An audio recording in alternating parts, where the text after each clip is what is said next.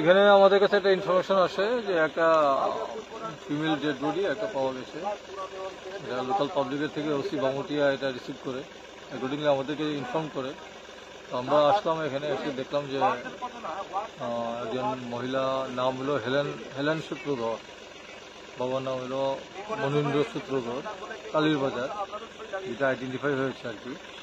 তো ওদের রিলেটিভসের কাছ থেকে জানতে পারলাম যে উনি 10-12 দিন ধরে মিসিং ছিলেন, বাড়ি থেকে মিসিং ছিলেন।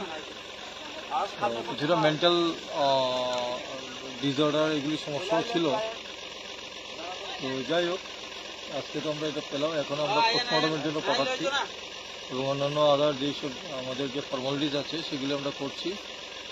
তো দেখা যাক, একবার এটা আমরা আমাদের একটা ইনভেস্টিগেশন এই ব্যাপারে। পরিবারের তরফ থেকে তো একটা খুনের অভিযোগ উঠেছে, নাকি পার্শ্ববর্তী বাড়ির লোক একটা ঝামেলাকে কেন্দ্র করে খুন হতে পারে? হ্যাঁ, এটা সবটা আমরা নজরে রেখে আমরা ইনভেস্টিগেশন করব এবং এটার যে প্রকৃত কারণ সেটা আমরা বের করব।